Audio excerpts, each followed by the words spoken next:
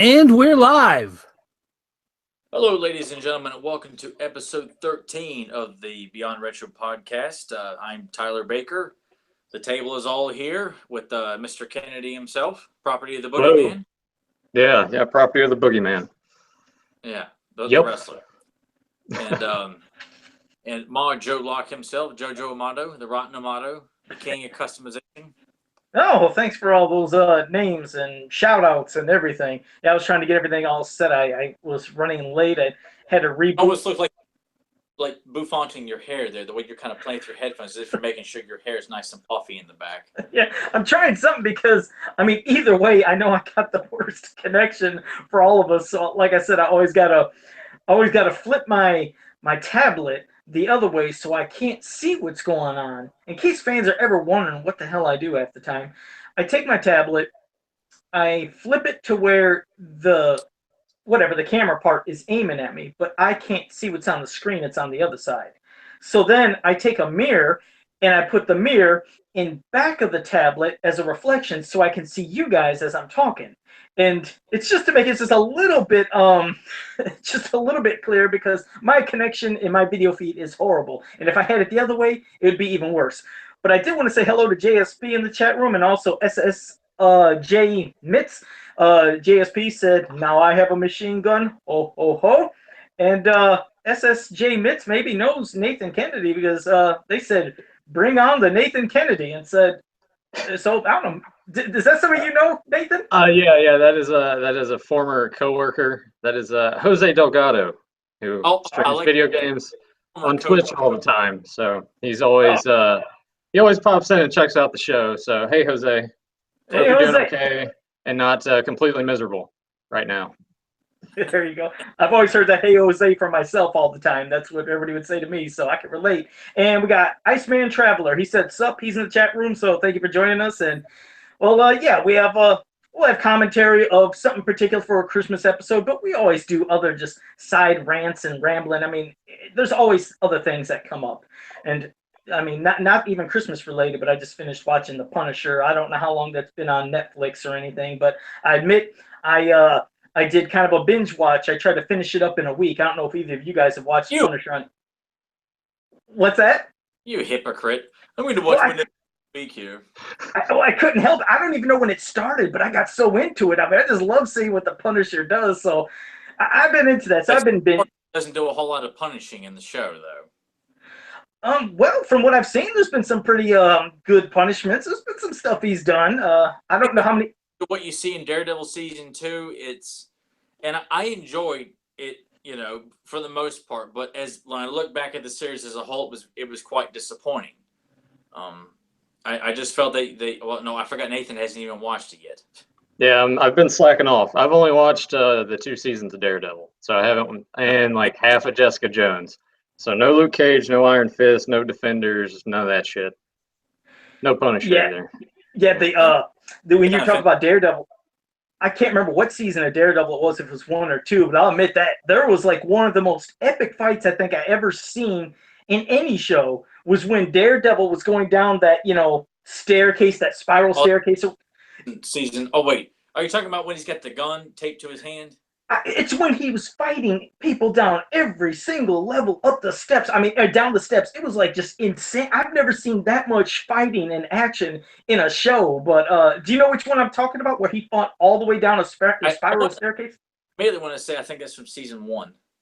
Yeah, that was an epic fight.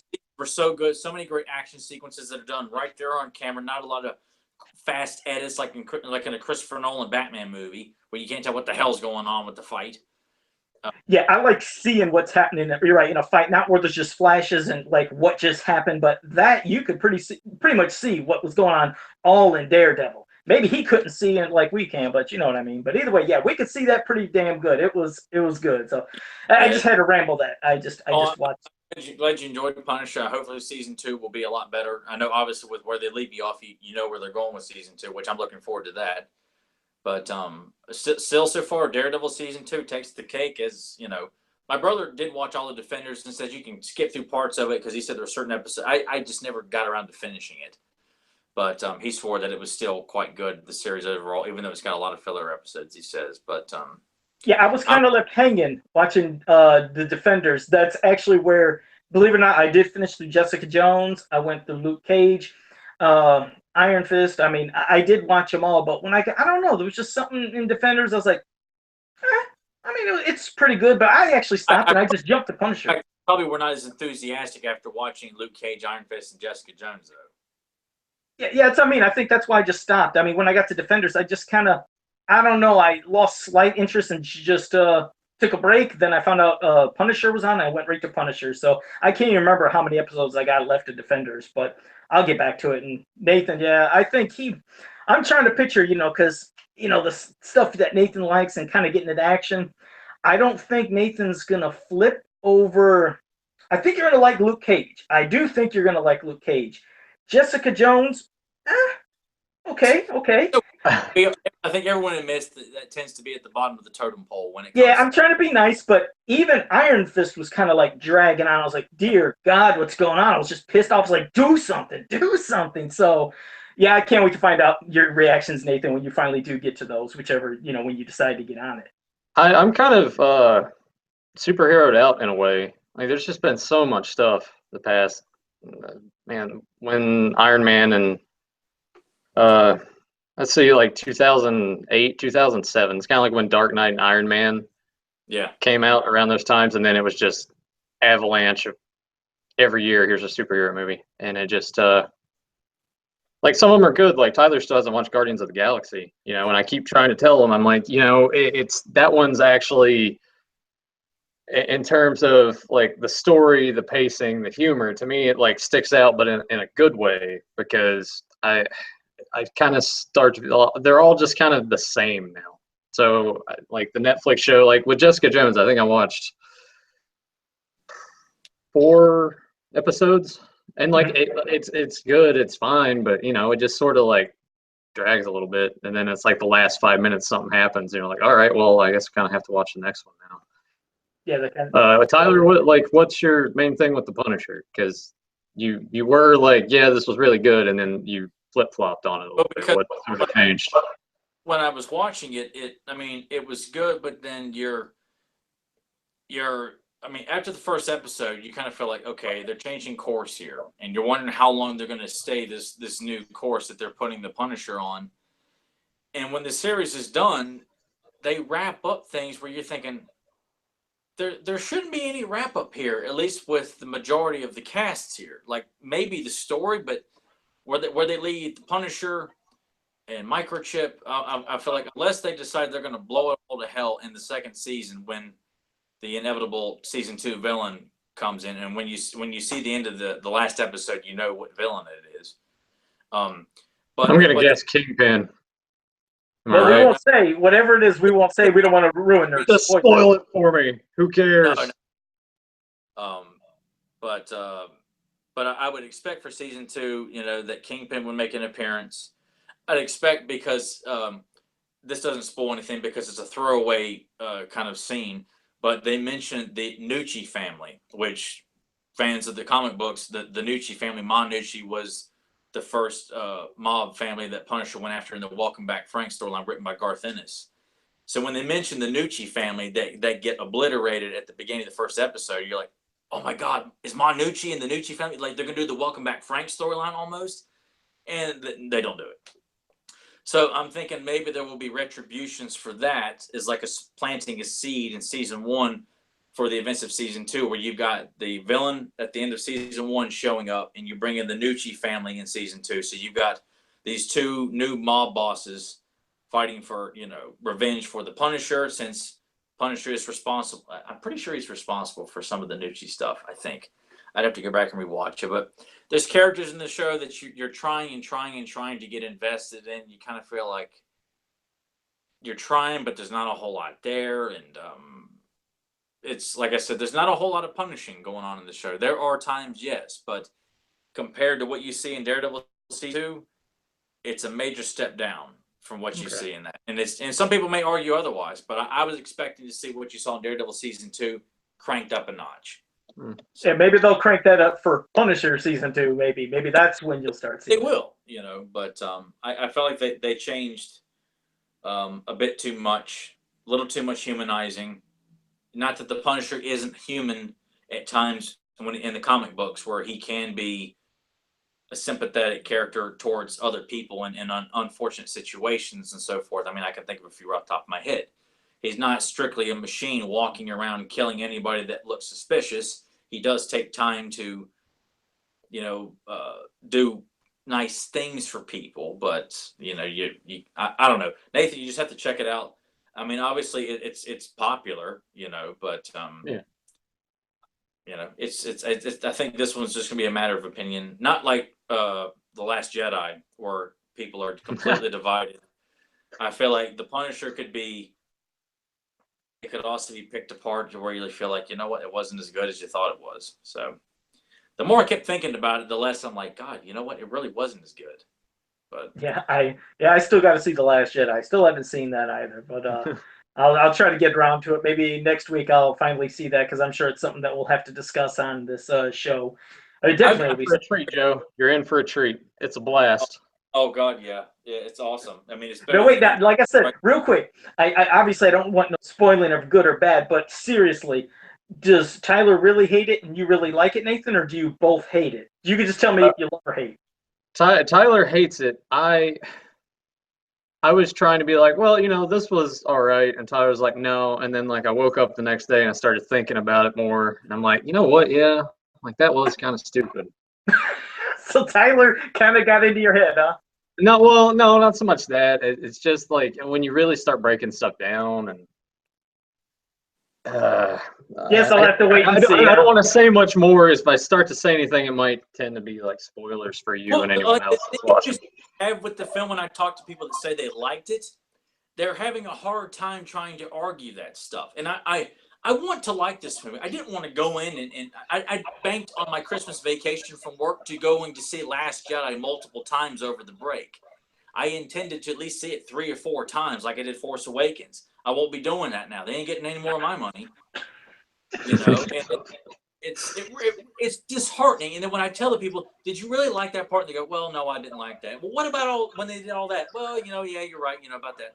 And I'm thinking, can you at least tell me what is it that you do like, And they'll point out something. I'm like, well, you know what? It's best, Joe. You've got to see it so that way we can join the masses of all the other people who on YouTube have just torn it in half. And all right, but what if Joe ends up liking it? Well, then we can belittle him and throw rocks at him on the show. Right. And we'll see how that goes. I don't know. But well, today I was just flipping through TV while I was doing some of my work and stuff from home. I caught a Married with Children marathon of their Christmas episodes, and that's something I wish would have been on YouTube to have the full Christmas episodes, because I was like, we definitely we're doing commentary for a Christmas themed show from the 80s, but dang, I wanted Married with Children also to be on there, because I wanted to do a commentary for one of those Christmas episodes, because they had every one of them in a row. That's what I always like. They do actually set that up on, I think it's TBS, I think. You need to go to there's a website where you can stream every episode of Married with Children for free. That's how I binge watched a bunch of them earlier this year. The Christmas specials are all in there too. So it's not a matter of we have to only use stuff that's on YouTube. I mean, you do a Google. I mean, hell, Nathan can track down anything too.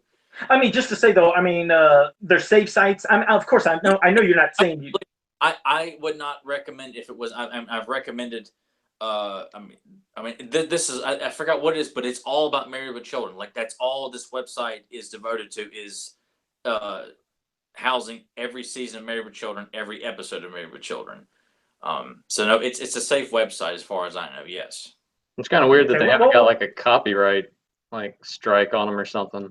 Yeah. Well, I guess since the show's old enough, it might not matter anymore. But Nathan's always good about finding stuff that's saved too. So if there's any question about it, we can always throw it to Mr. Kennedy there to verify whether or not it could contaminate your computer. Yeah, because we'll have to keep that in mind for future things of other commentaries. To find another a Blu-ray player or a DVD and a small TV you can put down there with you, so we can do commentary for Die Hard, for Scrooged, Invasion USA, and I mean, what happens when we want to do a Van Damme commentary or a commentary on one of the Rambo films? Like, we can't do it. Well, Joe knows it line by line.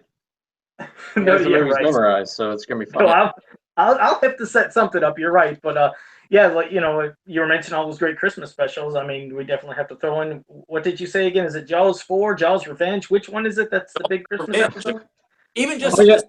that And film. Ghostbusters too, like obviously the greatest Christmas movie ever made. It's one of them. Damn right it is. Because they were wearing Christmas hats at one point, so there you go. I mean, that immediately makes you think Christmas. Yeah, time. I mean, Christmas hats for about approximately 20 seconds, automatically a Christmas movie. No, you guys are completely neglecting the fact that there were Christmas stuff all over the place in New York. Oh, okay. What? I said, okay, you're right. Yeah, there's plenty of Christmas stuff. I wasn't thinking of any of the villains or the stuff going on under. I tell you, Jaws 4, because Jaws 4 does take place at Christmas and New Year's and right after New Year's. You have no problem accepting that. But when Ghost takes place and ends on New Year's Eve, that is not a holiday movie. Right.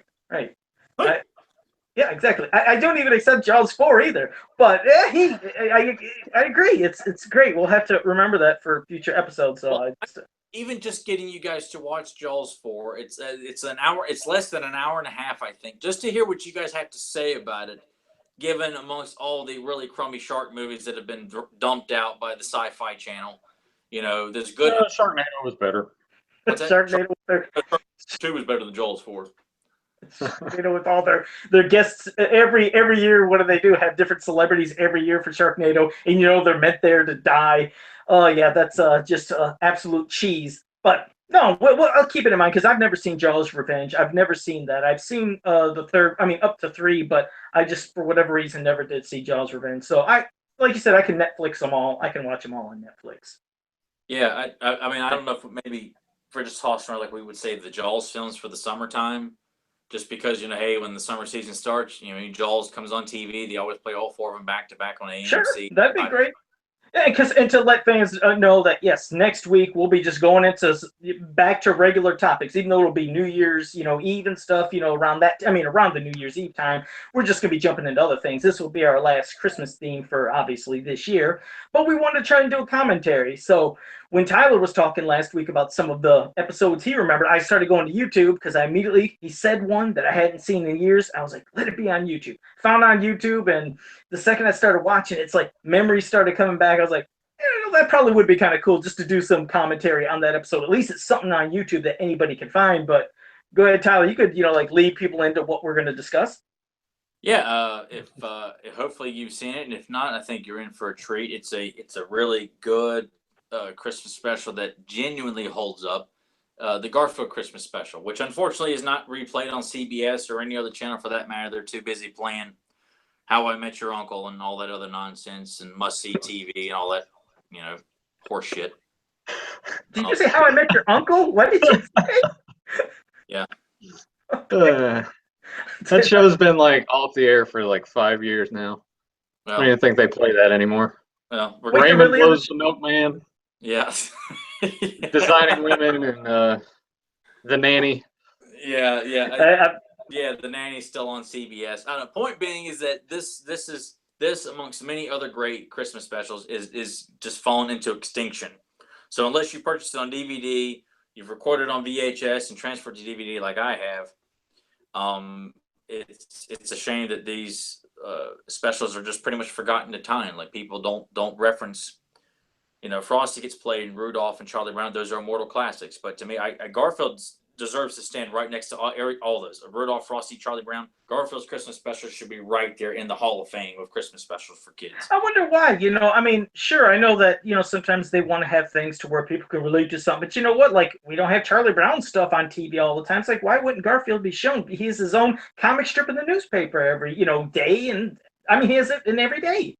In the strips, that's all. I was like, I'm surprised that they wouldn't put that episode, the Christmas special on some channel, because it is. I mean, when we go through it, it'll be fun to talk about. I mean, you're definitely not going to hear this on any other podcast. Usually you don't ever hear somebody say, we're going to talk about Garfield Christmas special. But you know what? It's Christmas time. It's a classic. And it deserves to have some kind of respect, and at least people talking about it. I feel bad that it's not on TV, honestly.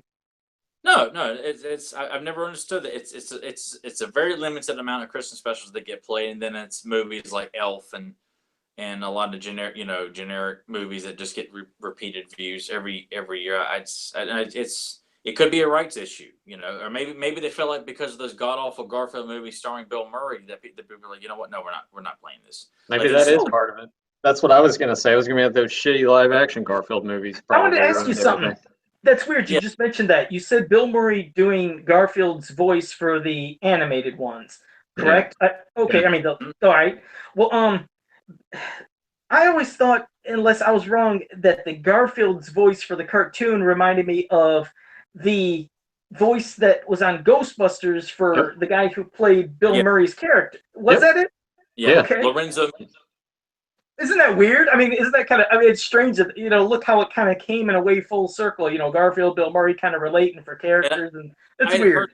Read the story somewhere. I don't know. It's one of those things I'd heard on the internet. I remember I had Matt Hilton had told me this years ago too, but that Bill Murray had disapproved of Lorenzo's portrayal of Peter on the cartoon, which is when Dave Coulier from Full House comes in and takes over the role of Peter. I don't know what season it is, but he's not voiced by the rest of the Ghostbusters season. So I didn't see. I never even knew that. I just always knew. I remembered when I heard him, in the first season of Ghostbusters, and then I heard Garfield. I always thought, hey, it's the same voice, because you know a voice when you're a kid. You immediately do. I'm like, oh man, that's Peter Venkman's voice, and it's the perfect voice for both. The Lorenzo, I mean, really nails down the sarcasm for Garfield and Peter Venkman.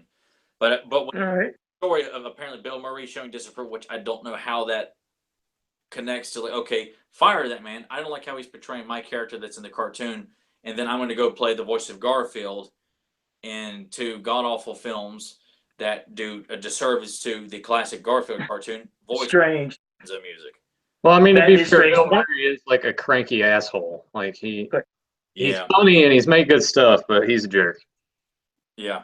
I mean, you can't the films he's made, but yeah, when you kind of felt, at least in Zombieland, he does it. He pokes fun at the fact that he regrets making Garfield, which I'm sure that he does. I'm sure he got a great paycheck for it, but doesn't look good on the resume. Well, one thing I wanted you to do, Tyler, is obviously when you tell people how to watch us, we have right now, Iceman Traveler says he doesn't remember the Garfield Christmas special. He says, but now he wants to watch it. Well, Iceman Traveler, what you can do is dual screen if you can, on your computer, tablet, however you have it. You can split it to where you can still watch us and you can hear us, and also split to where if you go to YouTube, where, well, you're already on now, but go to another YouTube screen and just type in Garfield Christmas special. And it'll be the first one that pops up.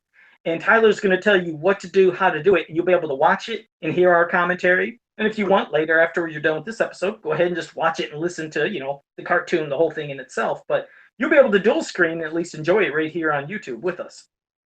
Yeah, so everyone just sit back on this wonderful Friday evening before Christmas and just treat it as if like we're all hanging out in the basement, hanging out with the guys and watching a classic Christmas special here. So like I said, click on the first option on YouTube that comes up at the top of the list. Click on that. Pause it. I've got it at the 0 mark here. So I'm just going to count down from 3 and then hit play. 3, 2, 1, play. And you got this very, very well lit animated. I mean, that's the kind of Christmas decorations I love to have. Good God. That's cool. And this is the part you said that you didn't have on your VHS tape, right? Here right now, I did not know for over 20 years was in existence, because I only had a recorded version on VHS. That this whole opening sequence was not on my VHS. It started like when Johnny comes in and tells Garfield we have a busy day ahead of us, and that's all I knew. When I saw all this, it kind of threw me back when I saw it. So you missed all the lasagna, trail of lasagna, huh? All of the lasagna, all the chair of toys and everything. I missed all this. What about you, Nathan? Did you remember this as a kid, or just something that escaped your mind or memory completely? Yeah, it's kind of something that just escaped me. Like, I actually watched this last night in kind of preparation for this, and I'm sitting there, I'm like, it kind of felt familiar, but I couldn't recollect any of it. And watching it now, like when it gets to the parts of when Garfield, and they're going to end up going over to John's parents' house. Like, just the way Garfield acts is kind of how I am now in regards to like going and visiting family. So I related a lot to Garfield when I was watching this. Yeah, did you? But yeah, I mean, it's you do sympathize with the fact you're just like, God, is like, why can't they come here with my comfy bed here? And yeah, I get it, which is probably a mindset for a lot of people at Christmas time. Yeah, and who wouldn't want to have a little wish machine like that? And Garfield, he has it right there, boy. It's like, yeah, you'd be wishing for jewels and gems and everything else. And here's the kind of somewhat loved, and some people think extra corny animated. I mean, the song, but I like it. When you're a kid, of course, you're gonna like a little Christmas jingle and something to get you all in the Christmas spirit. Yeah, I mean, it only lasts like a minute and a half, so it's not like it's super damning of it or anything. Yeah, there's not a whole lot of singing in this. I mean, honestly, the songs that show up later on in this, I think, are pretty well fitting. And I'm not a fan of singing in cartoons or movies, period. But I feel like certain ones can nail it just right. And this is where I got started with the cartoon. Oh, right here, waking up. Okay. Yeah, this is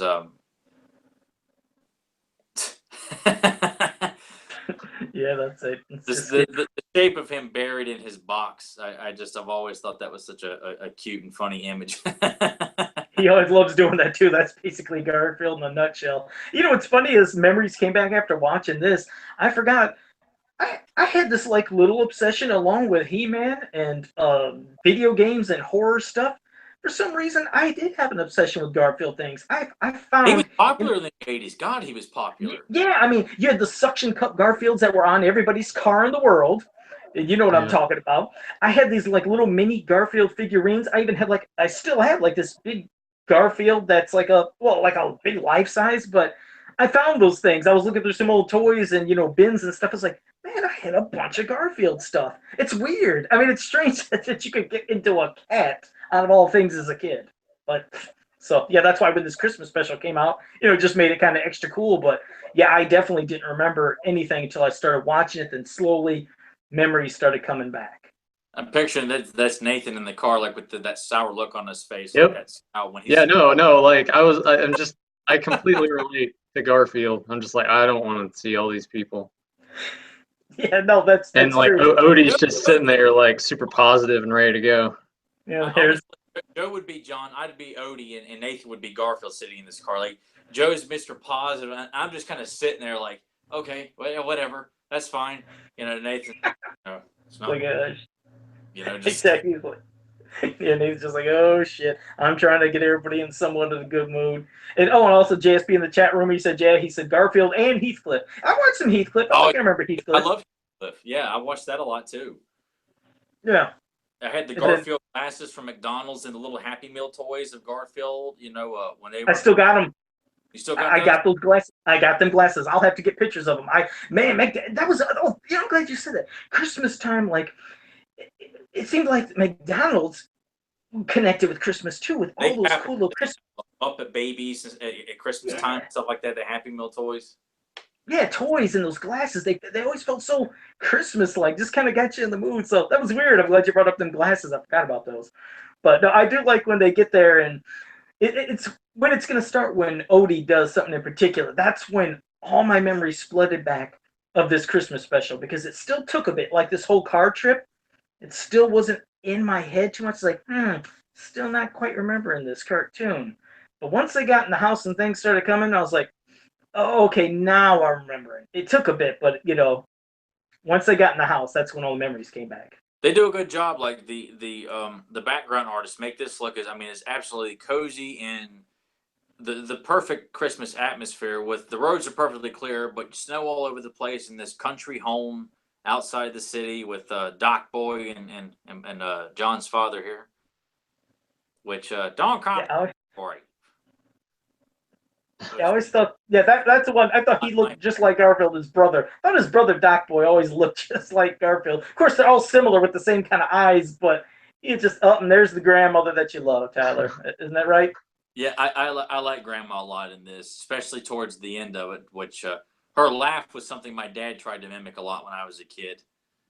Oh, no kidding. Yeah, I mean, this was, like I said, this cartoon was watched a lot in my family. I mean, I was telling my mom about it this evening. She's like, "Oh boy, I really need to watch that." And Yeah, that laugh. Yeah. I like her though. It's like she's a frisky, tough little grandma. I mean, she's picking Yeah. on poor John looking fat. I was like, I don't think he looks fat. And then she gives the good old elbow and talking about how strong she is. Like, that's a grandma you don't want to mess with, apparently. What is it though with like the whole making fun of city people? Like it's like, oh yeah, city boy. Like we're Like soft or something. I never understood that. I mean, I guess I kind of get it because work ethics are different. Yeah, because they're supposed to remember It's like, they're working from sun up to yeah, sundown, and we're just got to get early for jobs too and go to work. It's not like people out in the country who are farmers are the only ones who get up early. But well, you know how it is. Some people will consider that physical work where you're constantly moving and lifting and chopping and doing stuff. That's Superman's work, and when you're just sitting down doing nothing, apparently that's not work. You're soft. So I get the jokes. I mean, it's not. There's no truth to that. I mean, anybody could be soft from the country to the city and hard from the country to the city. But there's yeah, Odie being all optimistic, hopping through the snow, and Garfield's like, yeah, fuck all this. This sucks.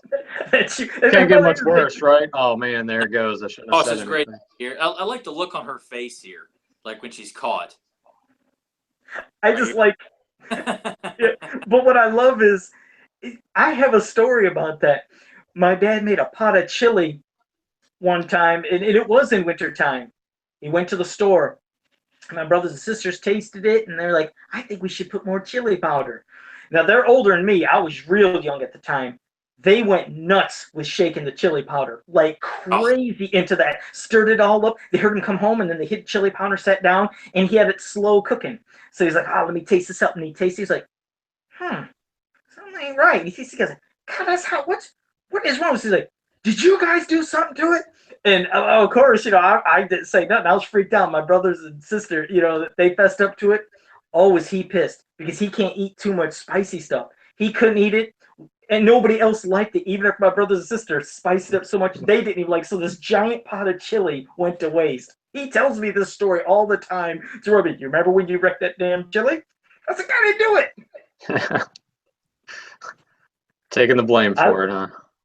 Yeah, but I do love spicy stuff now. I mean, I love spicy stuff, but yeah, that just didn't do it for me back then. But yeah, earlier you seen this is why I like Odie. First, he was doing something sneaky, in that in the barn, and that's when the memory came. And I won't spoil it for those who haven't seen this.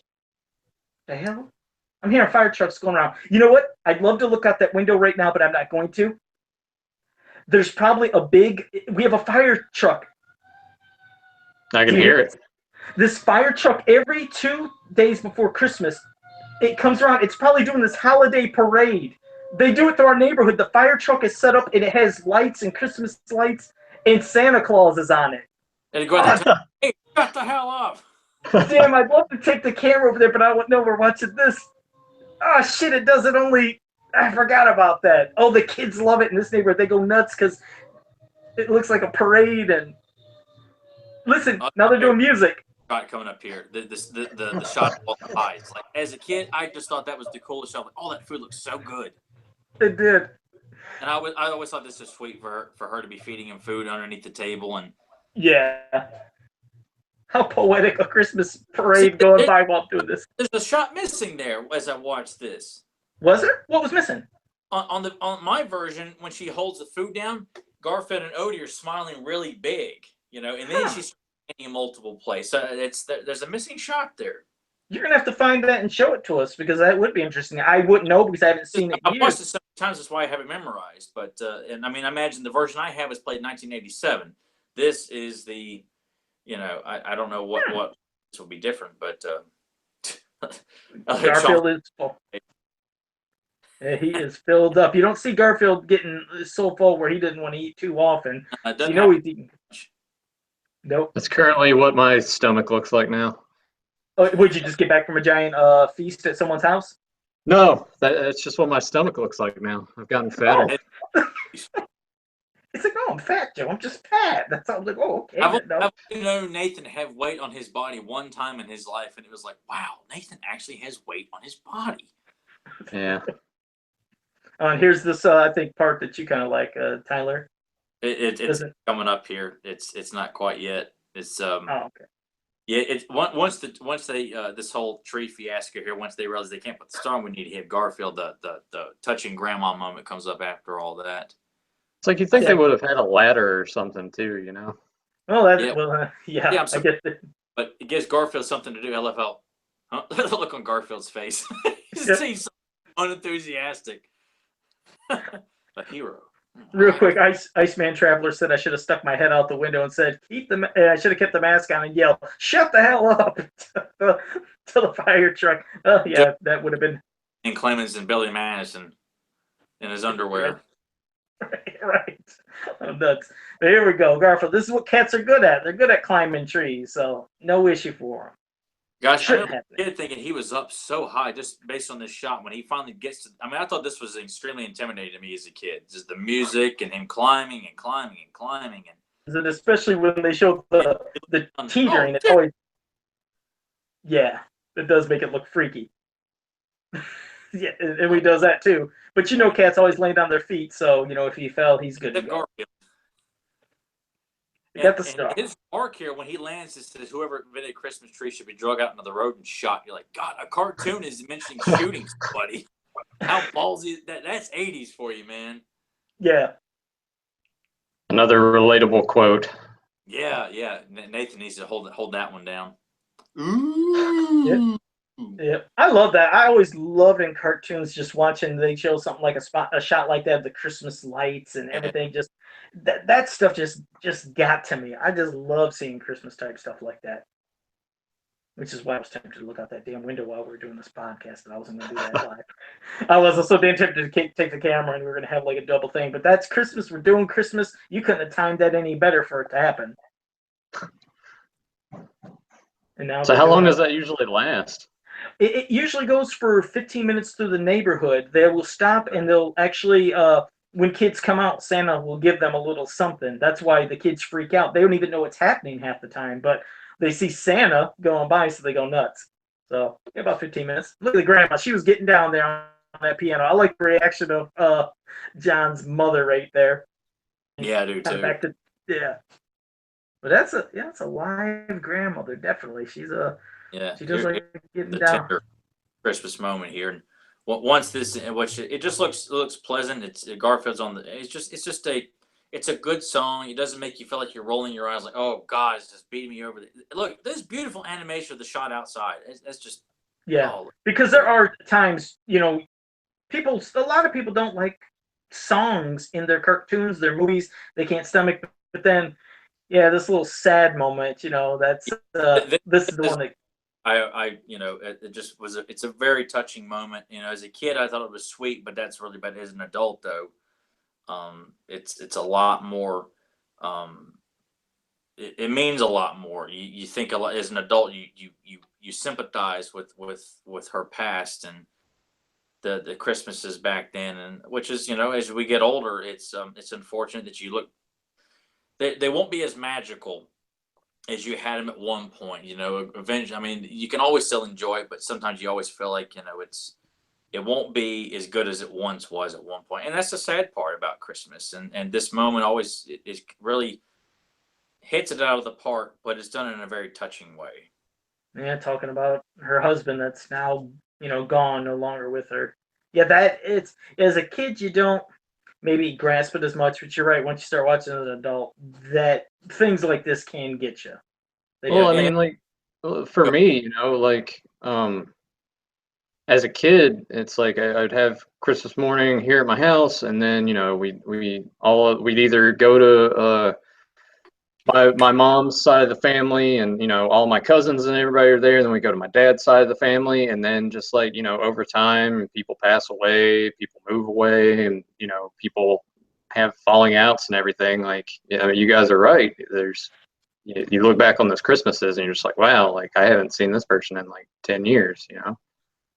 So it's kind of, I don't know, bittersweet, I guess. Yeah, very bitter. No, you're right, though. That is what makes things bittersweet. And that's what sometimes I think can get some people maybe just out of a Christmas spirit. It's not that they want to hate Christmas or anything. It's just sometimes you remember so many good things and how things maybe used to be, and it's not like that no more. And it might just sometimes it gets you slightly in a funky mood. And you don't want to be like that, but then things happen, and maybe you can get back into the spirit. Maybe just seeing one little relative or getting a call or doing something, and it just lifts you back up. But yeah, I mean, it's definitely just it'll never feel like it was when you were a kid. That was the magic of Christmas. It was quite different. And it's I definitely hope that this had the opportunity to pass this cartoon down to my nephew, and who knows what happens if if I were to ever have a kid or something like that. Who knows? But I would just like to this amongst all the other Christmas specials to be always passed down, and not let them die, and Christmas specials of How I Met Your Aunt, or all the kids are accustomed to, or some mess that's on the ABC Family channel. No, and it's funny you were saying that, because we even mentioned that last week about how just Christmas specials just ain't the same, like a lot of things. And right now, Eric Amon, he just joined us in chat room. Thank you. And he just said, "Hey everyone," he said, "just tuning in now." He said, "Garfield's Christmas special was a favorite of mine." He said, "Just the other day I was lamenting the distinct lack of quality Christmas specials these days." Christmas specials these days. He says it's bullshit, and you're right. That's what we were all saying last week too. It's just the Christmas specials. They're missing something. Just the simple. They're lazy. Yeah, they try too much. Yeah, they're trying too hard. They're trying so much with this, either sometimes with the extra CG animation or over the top, funny comedy moments. That it's just they're missing the magic. Like how simple this whole. I mean, this right here, what we're watching right here. This is it. This in its simplest form. This is what a Christmas special should be about. It's you're wondering what Odie is doing, and when you see what he's working on, you're still not quite sure what is it, but it just builds to this very touching moment that doesn't feel like some sort of Hallmark bullshit. Yeah, and I like how like Odie's checking, like, is Garfield sleeping? Just wants to make sure, because he wants to go back and doing something, and Garfield's wondering what's going on, which leads to another special moment that'll happen later. But yeah, this whole thing with Odie, like I said, when we started watching it earlier, when he did the first thing, when he grabbed something, that's when the memory came back of when I was a kid. I was like, I know what Odie's doing, and I love that part, especially when you find out later. It's like I'm sitting here watching the whole time, like, oh, I can't wait. And then, of course, it leads to even this little accident where now something Garfield's going to find that will help lift somebody else's spirits. So that's, like I said, same thing with this Christmas episode. There's people who are down and dumping it. Right now, when John and Doc would pop in, as a kid, I was just like, that is so cool. Even that was us. I can't wait to get up, open, and check for presents, man. It's awesome. It wasn't. But how old are they here? What's that? How old are they here, though? I figured John was probably in his early 30s. I thought. Yeah, they're just supposed to still have that childish, kid at heart feeling. Wearing bunny pajamas and everything here. Anytime after midnight is technically Christmas morning. Go to bed. You know what's funny? I do remember that. I remember waking up my parents. It was probably 4:00 in the morning. We were like, my dad, it's Christmas. My dad, it's Christmas. Like, what time is it, Joey? I'm like, it's 4:00. They're like, go back to bed, Joey. I was like, but it's Christmas. And you'd have to go back to bed. And you couldn't sleep as a kid. You're waiting the whole time, like, damn it, just wake up. Just wake up. It was like when the sun would come. Oh, now it's technically morning. You had to see the sun, and then we could all go downstairs. And you just loved it. You loved running down there, seeing what was under that tree. What's that? Oh, I was just quoting when John's dad says, like, "Do you guys want to do chores, breakfast, or do you want to open presents?" Presents, I like it. It's supposed to make you feel like a kid. Yeah, that's what it's. Get excited, and here we go. I like this. Even Garfield being the smart ass that he is, it just shows you Garfield's got a heart, and it's done so well. Like this. He sees this, and I mean, this is just really, and he's so proud of what he did, because he really thinks she's going to appreciate it, and she does. Eric Amon, if you're wondering what the sounds are, that's the live Christmas parade going through my neighborhood. Fire trucks, they have Santa Claus on it. But yeah, she reads those letters that she hasn't read in years. That was really nice, because she hasn't seen them in years, and Garfield gave those to her to give her a special Christmas. Yeah, I do like the part where she giggles, and it's just like, oh, well, what's next? And it's just like, oh, well, I can't tell you that. So yeah, like a little naughty thing that was really yeah. But it was a nice moment. Yeah, that's what you don't get. Being patted on the head here. It's just the music that's playing. I mean, God, it's perfect. It's perfection. It's a Christmas special. I mean, in its purest form here. I mean, God, I love this cartoon. Yep. Here we go. And this is my part. This is what I love because you're wondering what Odie was doing the whole time. And Garfield, he's giving Odie some shit. Damn, all right, it's going nuts outside. But no, shit. Yeah, but no, Garfield he likes giving Odie some stuff, a little trouble here and there. But look what Odie does, and then Garfield's still wondering what. And yeah, you're gonna see right here. Odie shows. Look at Odie made Garfield a scratcher, a back scratcher. I thought that was so damn cute. As a kid, I loved it. I still love it. I like Garfield's reaction. Let me try that. And, oh man, and then this probably if not only time. I'm sure it's not the only time. This real good touching moment between the two of them here. The music, and Odie's tail's just wagging, and yeah, it's cute. You just love this hug here. It's God. It just makes me tear up, man. It's just good stuff. It's good stuff, man. Tyler's gonna start crying now, everybody. Yeah. No, that was. I mean, uncles and aunts and all that other bullshit. CBS, you can kiss my ass. That was a nice moment. And hold on, I'm gonna try to do some shit here. Just hold on a second. Here comes the bluegrass. I hate bluegrass, but this is one bluegrass song I don't mind.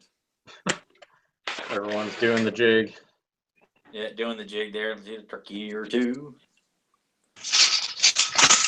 I kind of wonder, like, what naughty stuff the grandma actually had done that was discussed in these letters.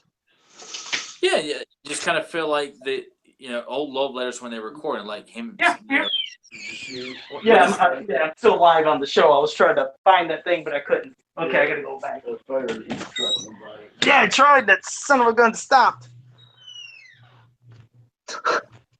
I missed it.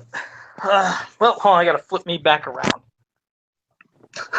I'm trying to find it, guys. I was trying. I'm gonna look it out. Hold on a second. You guys keep talking. Hold on. Watch the ending of this Christmas special here. Hold on. I was trying to get it somewhere.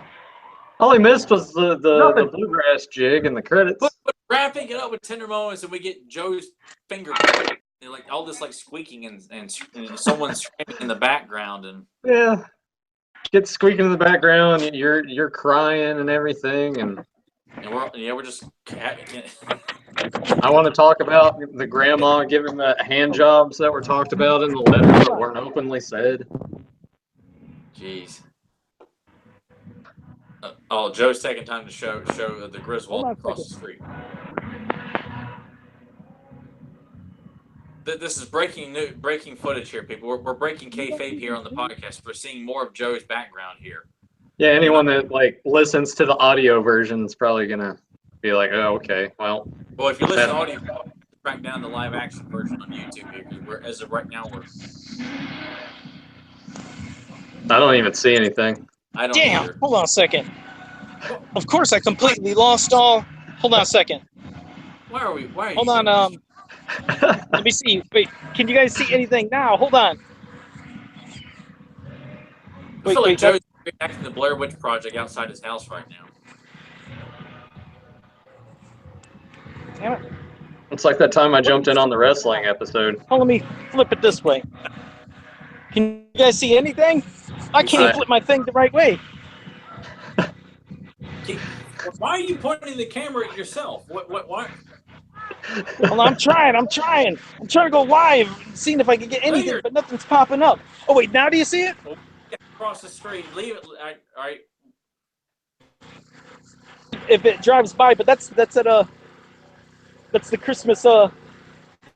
They usually had the,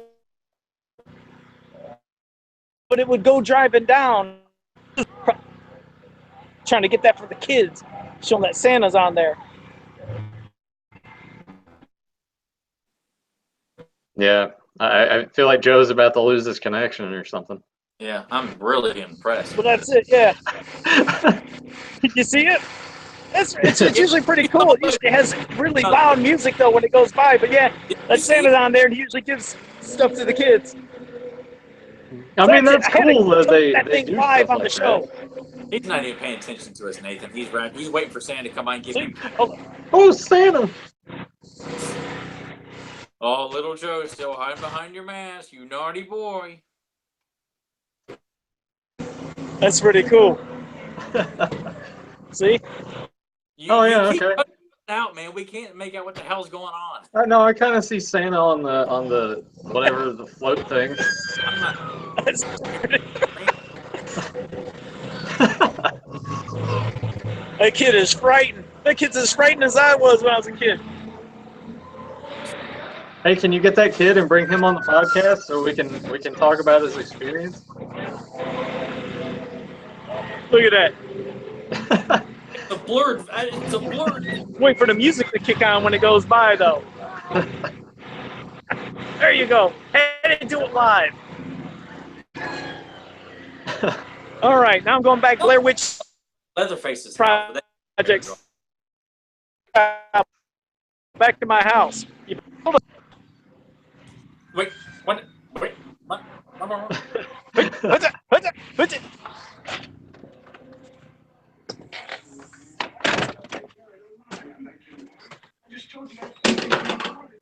Joe's trying to go through the hallway where she's got like a hooker all tied up with a gag in her mouth, and to make sure we don't see that. And there you go. What are you doing, anyways? I'm back on.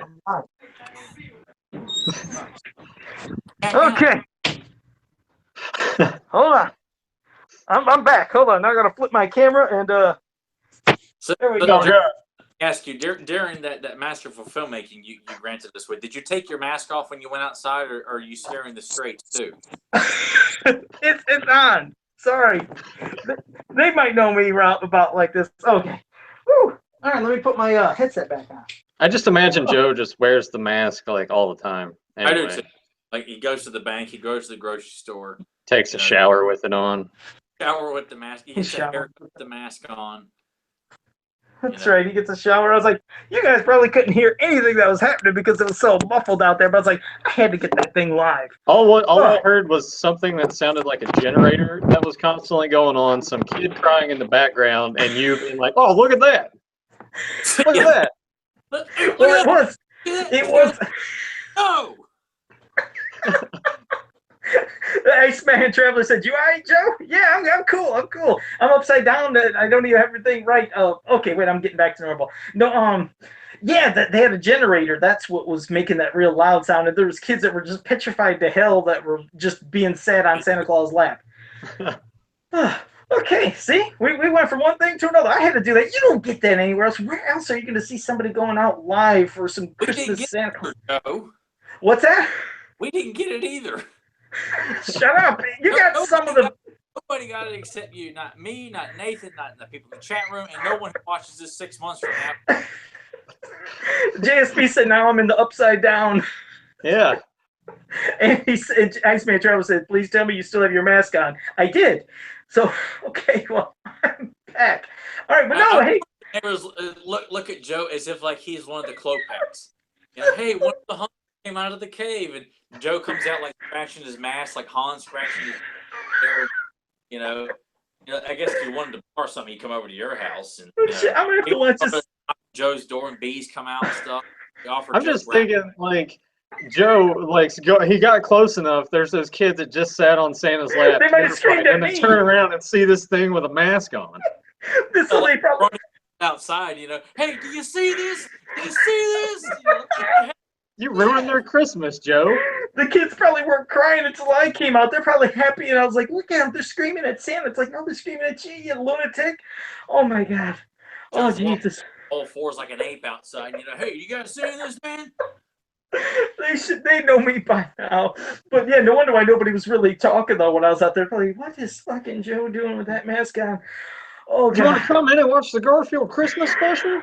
Yeah, I know. Yeah, like he's trying to get all the local kids. Hey kids, I got candy in here. You like Garfield? You like Garfield? I got Garfield glasses. Just like walking around like just some kind of like deviant, you know. Oh shoot! Oh, that was great. Oh shoot! See, we always wonder what is going to happen live, and that happens.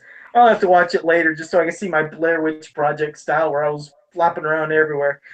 Oh God, yeah, Garfield, great show. Yeah, it was a great Christmas special. I enjoyed it. I don't know what to say. Go ahead, Tyler.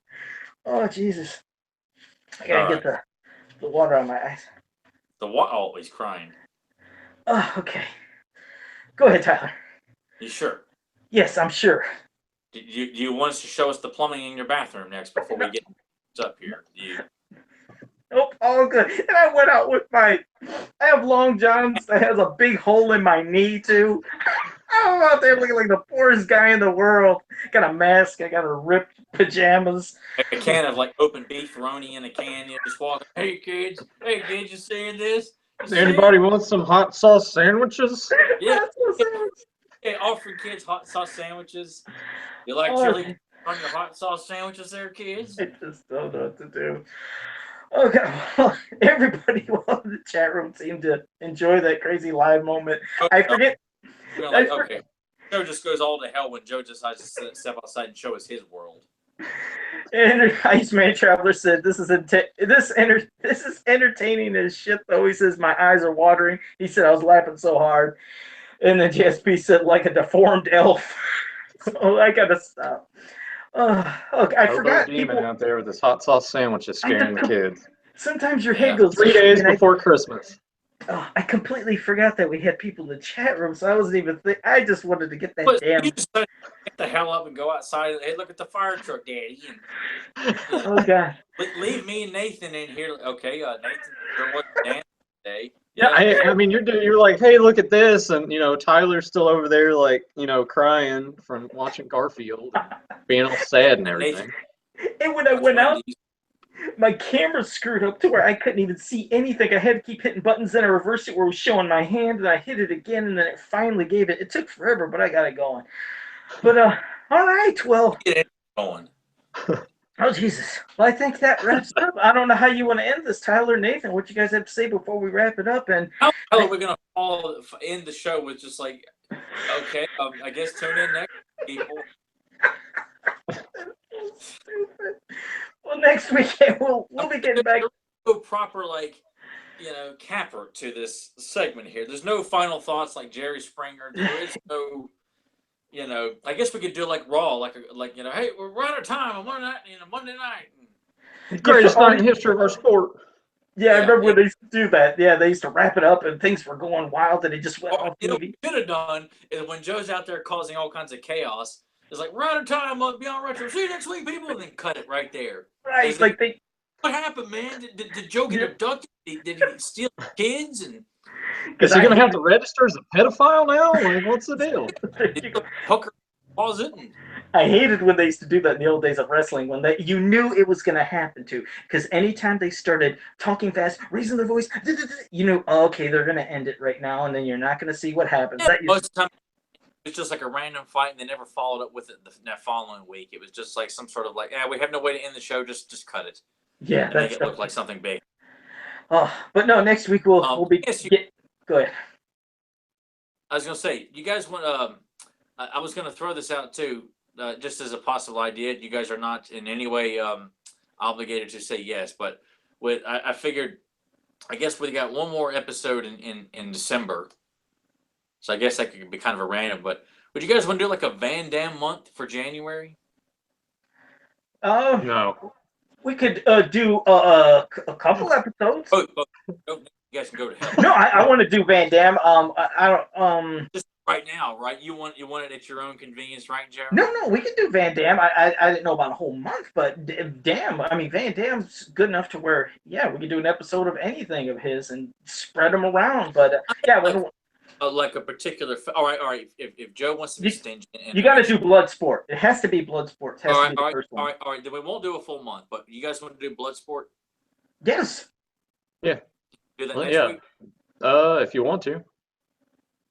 Or, I mean, if you want to do Ghostbusters 2 because of that 25-second clip when it was New Year's Eve. Climax is on New Year's Eve. I think you two owe it to yourselves to admit defeat and say that Ghostbusters is a holiday film. What more better way to commemorate that on the eve of the New Year's Eve episode? Nah, I say let's just do Bloodsport. Okay. All right. And yes, JSP, we will be doing Schwarzenegger movies. Don't you worry. Yeah, we will be doing Arnold. Yeah, we'll be doing Stallone, Schwarzenegger, Seagal, Chuck Norris. You know, we'll be covering the classic, and this is an infinite list of episodes we can do. I think it's better for us if we dedicate one episode to a movie, so that way we can really flesh out our thoughts and views on a particular film, and as opposed to trying to cram in all the god awful Halloween sequels in one episode where I just want to blow my brains out. Yeah, that was a lot of rambling. Speaking of that, might as well drop a little thing of Halloween news. And I didn't know if this was just a rumor mill, but it's popping up. He's going to be in Charlotte at Mad Monster in February. Who's going to be there, did you say? Well, I'm assuming you're going to mention Nick Castle coming back to play the Boogeyman. You had to ruin my moment. Well, Nick Castle, yes, is supposed to be returning as Michael Myers in the new Halloween coming out in 2018. So that should be pretty cool. I mean, just to think of the one who started it and the one that, well, he's going to be in this. Maybe it'll be the last. Well, you know, it ain't going to be the last. They'll have some other crazy spin-off in the future. But just for him to return, it'd be kind of cool. So, yes, Nick Castle coming back for the new Halloween movie in 2018.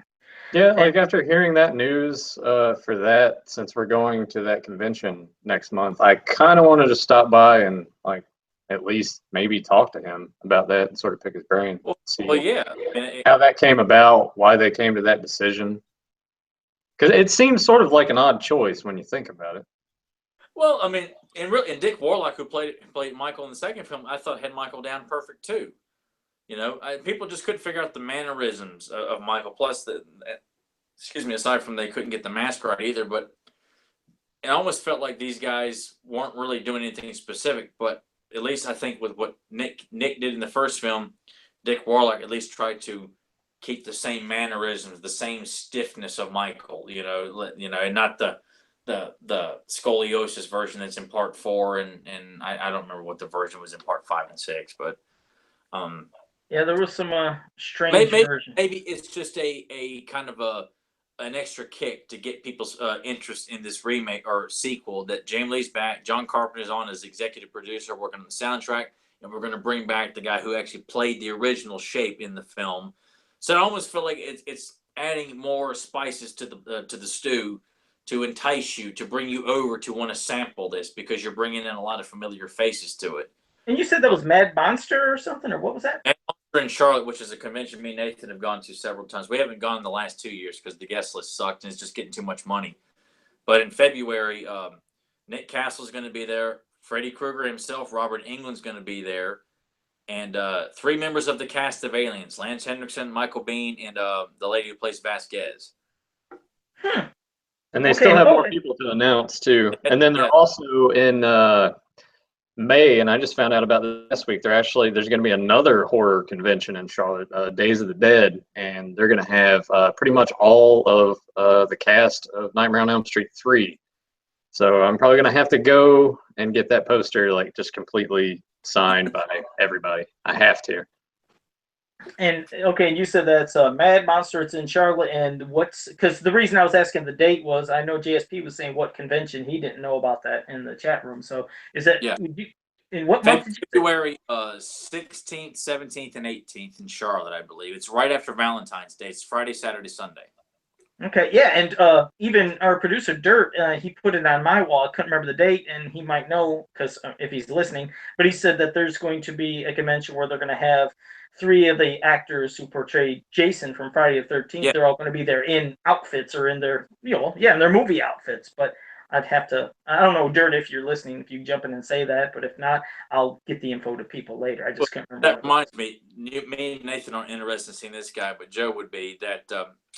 Ken, what's his name, who played Jason in Freddy vs. Jason, will be doing. What's that? Ken Kurtzinger? Yes, he'll be photo ops in makeup, full makeup in Charlotte. Oh, no kidding. Yeah. All right. Shoot, yeah, you guys are definitely going to have to get pictures of all that stuff. And, yeah, if you can find out some info and stuff and pick Nick Castle's brain, too, for Michael Myers, that'd be kind of cool. We're going to be like one of those obnoxious guys like, we do this like cool podcast on YouTube, so do you mind if we like bug the hell out of you for like 15 minutes and you answer our questions awkwardly and we ask you like the same generic questions like, so what was it like being Michael Myers in 1979 or 1977, excuse me, and they give you a bunch of awkward answers and I'm kind of curious because the other years, like, we didn't do that. I wonder if any of them would be okay if we were like, hey, you know, if we just post this on Facebook or something, would you be all right with it? Like, for, I don't know. I figure someone would probably be dicks about it, but maybe we should try to do that. Not to be like, hey, we do a podcast or anything, but it's just, I don't know, some of those questions that we've asked people in the past. Like, I wish I could have had. They're being recorded. They're like off-putting because you almost feel like, what is this? Why are you recording me? Yeah. You know. Yeah. I mean, because we've seen people do that, you know, and I know a lot of times they're like, you know. Yeah, that's true. But, you know, I don't know. I almost feel like with the time that we have to go to that convention, we're not going to have a whole lot of time to sit down and do that kind of thing. Yeah. It'll be so limited time. I'll be curious. Yeah, whatever you guys do, it'll be just interesting to see what happens. Either way, whatever comes out of that. Because we've asked lots of questions. Joe can appreciate this. When we met Kane Harder the second time, that's right, a second time. Of course, I haven't met him one second time, but go ahead, rub the salt in. Yeah. Well, I talked to Danielle Harris first, and she was. You talked to Danielle Harris too? Yeah. Oh, that fine little thing. Really? Damn. She what as talkative as she thought she probably just assumed every guy that was there was like greaseball, like, you know, you almost felt like she felt that she was being, you know, degraded almost, like when you would. I got my picture with her and everything. I mean, she's a beautiful girl, very small, very small. Hell yeah, she's a fine thing. God Almighty. I asked her, what? I said she's a fine thing. I said, good God Almighty. You got so lucky. Well, it wasn't as memorable because she just wasn't as personable with you. And I asked her, I said, so you worked with Steven Seagal on Marked for Death? And she looked at me like I farted. Because she wasn't expecting that, huh? Yeah. Well, she's a child during that film, but the look she gave me was like, obviously, even as a kid, she must have not had the best experience working with Steven Seagal, because she said, well, yeah, talk to Kane about that. Kane's got better stories than I do about it. And I'm like, okay. And so we go and talk to Kane, and I did mention to Kane about Alligator too, and he looked at me like, oh God, this guy found out I was in that. Of course. You know, it was great. But I think we did mention to him about working with Steven Seagal, and he just was saying that Steven just wanted to make everything. I mean, if he was going to hit, like, he's not going to pretend to hit you. He's going to hit you for real. And Kane's a big, solid as a rock guy. And to sit there and take after take after take to be, you know, having a keto thrown at you left and right, you just would want to strangle the guy. And just validating that Steven Seagal really likes to hit his stuntmen in these fights. It makes you wonder if was it Out for Justice, where he's got the 8-ball wrapped up in the rag, smacking people around left and right. Kind of imagine if some people probably did take an 8-ball to the head. I sure hope not, because that would have hurt horribly. I always love that scene. I love when he knocked out the guy's teeth out of his mouth with that. Yeah. Man, that was a good scene. That was probably real. And the director's like, no, shoot it, you know. Anybody seen Richie? Anybody know about Richie did Bobby Lupo? I love when he went in there and did his whole little thing to all the punks. You tough guy? You tough guy? Oh, sorry. Now we'll have to get to Seagal's movies eventually too. His good ones, the first ones. How are we going to do this? I guess we just would have to bounce back and forth, you know, where Nathan will pick a Stallone movie, Joe picks a Seagal movie, I'll pick an Arnold movie, or Nathan picks a Chuck Norris movie, or we're all over the place. You know, I don't know how we're going to do it since Joe doesn't want to do a full month. Yeah, not a full month. We'll get some stuff, but hey, how about we just do like one Arnold movie or what? Like, we'll do it like one of those each month. How about this? How about we could even have just action movie month, to where we could pick one. We could be Seagal. Okay, but then I almost feel like I don't want people to think that we're limiting ourselves, because there's. Well, hold on, we're not. Listen. We'll do an action. We do an action movie month where we could do Seagal, Van Damme, Chuck Norris, Schwarzenegger, whatever it may be, and then of course we go through our other months doing other things. But then we still put in action movies here and there. It's not like we're ever just not gonna ever talk about another action movie again. Of course we're gonna do it, just like we talk about TV and other crazy stuff. But maybe 1 month dedicated to just some good action movies, and each week it'll be a different actor. Okay, so we like Nathan was saying that one episode a month from now on will be devoted to one of the classic, and we just talk about a particular film. Like we'll start out with Van Damme's Bloodsport next week.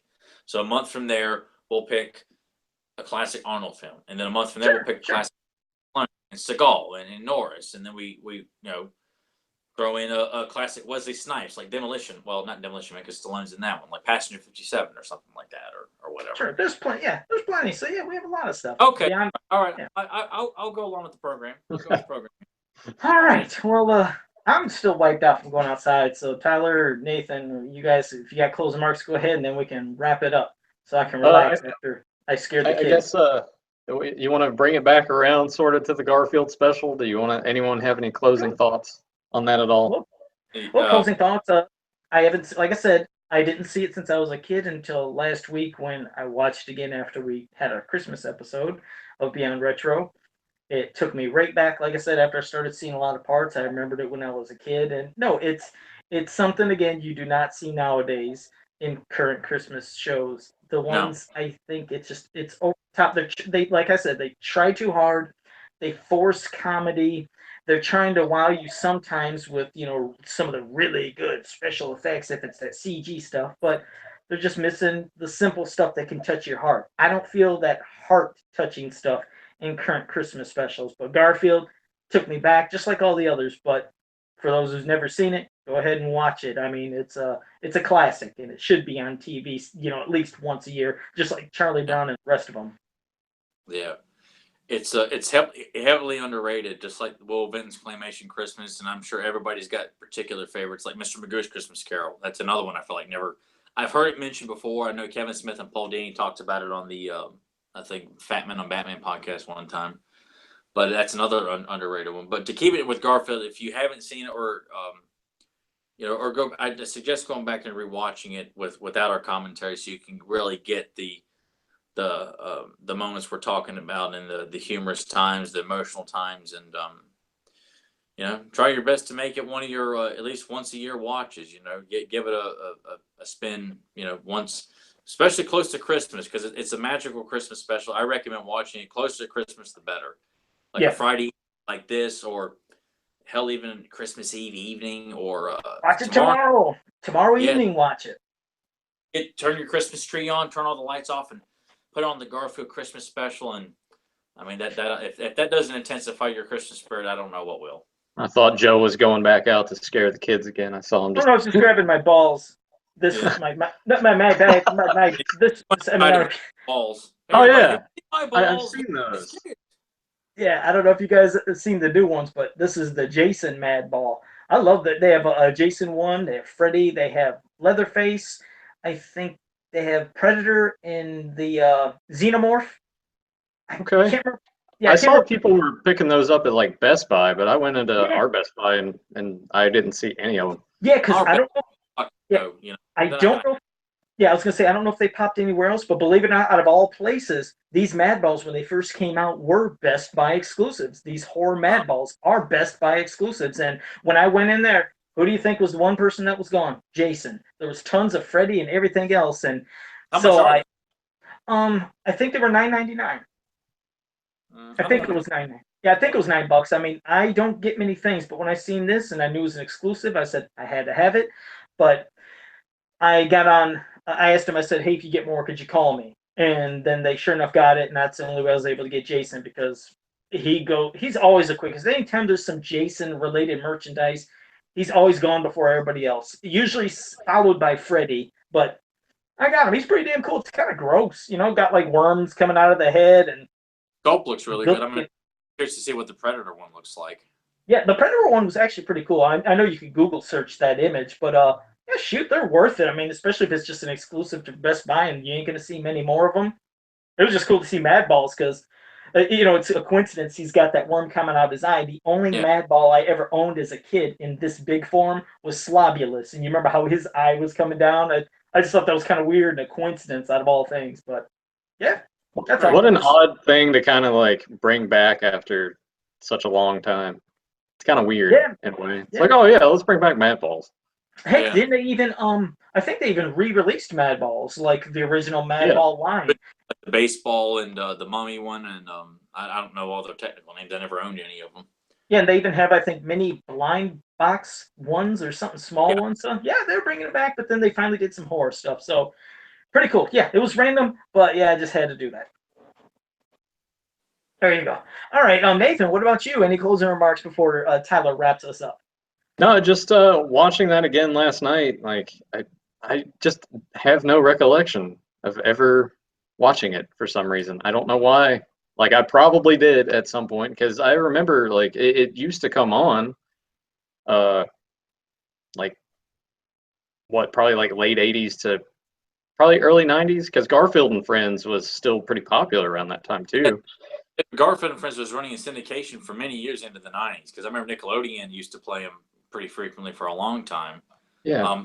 At the end of this Christmas special, it said 1991, so it almost felt like this version we got. Obviously it was still airing, I guess, at that time, but I never caught it or never saw it advertised. But I'm sorry. Go ahead, Nathan. Oh, I just like because last night I watched that and I watched Mickey's Christmas Carol because that had been a while since I watched that, a few years, and like you're talking about the animation and Garfield, like the just I think I may have said it last week, but just the animation and the Mickey's Christmas is like really good, like really really good. There were parts I'm just like wow, like that looks amazing. Yeah, It's Mickey's Christmas. sad that there's just sort of that lack of like hand drawn cartoons now. It's like yeah, we can just put it all on the computer, but whatever. Yeah, and make it look as cheap looking as possible. Because it's cheaper to do. That's what I've heard. They want to do when they do their animation. It's cheap. Films, like when you look at the old Disney films, that those guys hand drew every shot that's in that movie. And that fluid motion, because everything that looked back then, those Disney cartoons were so fluid and animated, almost lifelike. And now you kind of get the quick stuff, like, hey, it's quick to just do. And really quick, Eric Amon said he has a question, but guaranteed Tyler will know this because he mentions them. He said, who remembers the California Raisins Christmas special? Well, I know Tyler because he was bringing that up. Yes, where were you last week? Yeah, Eric, he missed us last week. Tyler brought that up. He was bringing up all those kind of claymation specials, correct? Yeah, and I believe that's on YouTube. I think I'll have to double check. Of course, I always just watch the burn copy that I've got, but it should be on there. I think those segments are in pieces. I don't think it's all together. Oh, okay. Because I looked it up and saw like they're like 4 or 5 minutes a piece. I think they're on there, but they're split up. So Eric Amon said sorry. He said I missed it, so he missed the last episode. But you can still definitely go back and catch it. And JSP also mentioned, he said Garfield and Friends was airing on CBS in the early '90s. He says I remember seeing it early Saturday mornings before the hour block of Teenage Mutant Ninja Turtles. So there you go from JSP. Yeah. So maybe it was a rights thing. Like maybe once Garfield and Friends stopped airing on CBS, they were just like, oh well, we're not going to do the Christmas special anymore. Something must have came up. Something. Yeah, I mean, it's been on DVD. You can purchase. I mean, I've got it on DVD, too. But it may be a rights issue. Try to find that little clip or a little still image, Tyler, of the one of them under the table where you said they were all smiling, ready for the food. Since they didn't show it on this one, at least get a little.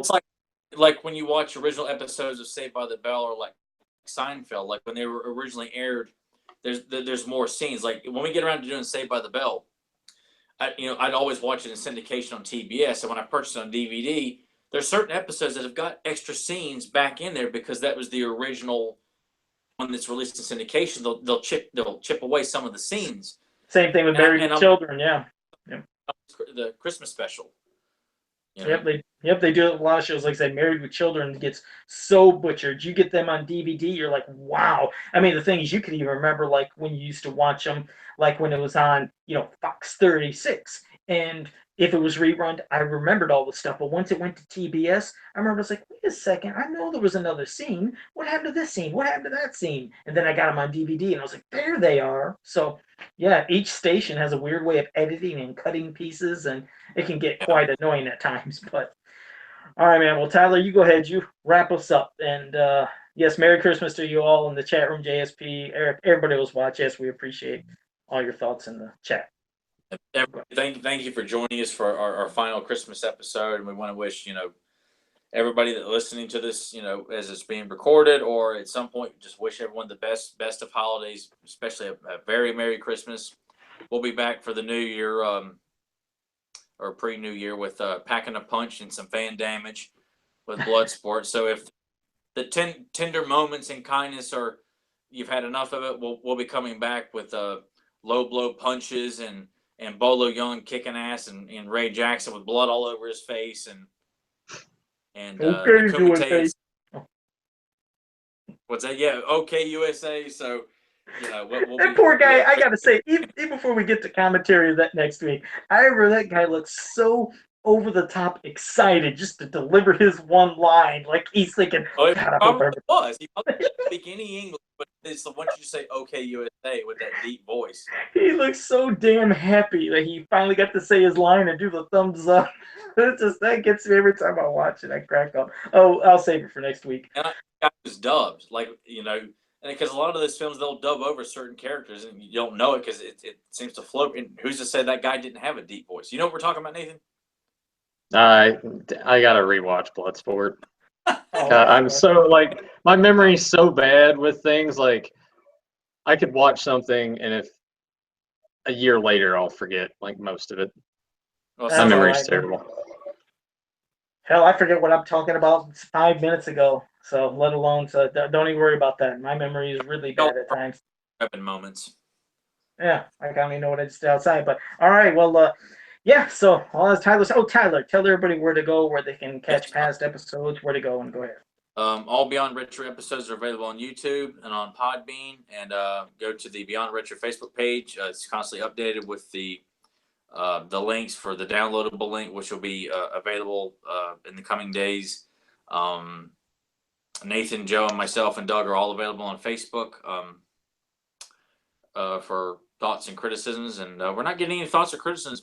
Aren't people pissed off about anything? Are they happy about anything? Let us know. We want to know your thoughts. You know, things you want us to cover or talk about. You know, we encourage participation. You know, so people in the chat room, you got something you want us to talk about? Throw it at Nathan. Throw it at Joe. Throw it at me. Throw it at somebody. And we'll definitely will be getting to anything. I mean, if you want there to be an episode where Joe and I talk about all of our video game accomplishments, just to make Tyler pissed off, please. That's going to be a fun episode. I can get here and look at my butthole for an hour and a half, and it'll be great. Yep, because in back of me, you see there's there's that closet over there where I have this He-Man door hanger hanging on that back there. But in that closet lies the Jacket of Wonders. That is the jacket that was won during the great Spider-Man contest of the 90s. It was for the Sega CD system. And this jacket, it is a one-of-a-kind jacket. It's leather, and it has original artwork of Spider-Man and webbing on the arms. And it's an absolute treasure and delight. And I will share it with you when Nathan and I speak of all our great video game accomplishments. Oh, Tyler, sorry. You all right, Tyler? Everything cool?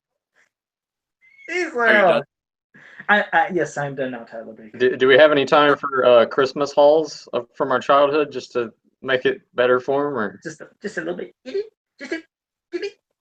Oh, no, hey Tyler, I wanted to mention that it's looking pretty likely that I'm getting that Raphael NECA Ninja Turtle from the movie. Oh, I have no doubt. And in fact, you probably gotten your dad to pre-order the trench coat version. Then somehow you managed to get Michelangelo and the baby turtles pre-ordered somehow. Donatello and Leonardo. And you're like, you know what? I didn't even ask for them. So on the Bloodsport episode, we're gonna have to ask Tyler if he got Leonardo for Christmas. Oh, yeah. Okay. All right. We'll do that. We'll do that. We'll bring that up. So, okay, guys. Well, I'm prepared to have a. Well, I almost feel like I will have gotten him. Probably not for Christmas, but by God, I will make sure I'm going to shell out that $100 to get that NECA Leonardo. There you go. Fork out the money. So again, everyone in the chat room, thank you for joining us. Of course, yes, we hope you have a great Merry Christmas, Happy New Year, everything. But of course, you're going to catch us before New Year next week. But hope you enjoyed this episode, and yeah, I guess we'll catch you guys next week. All right. Joe's got to go get that float. That's right. Hang out with scare the neighborhood claws. Scare the kids. Yeah. There you go. See you guys.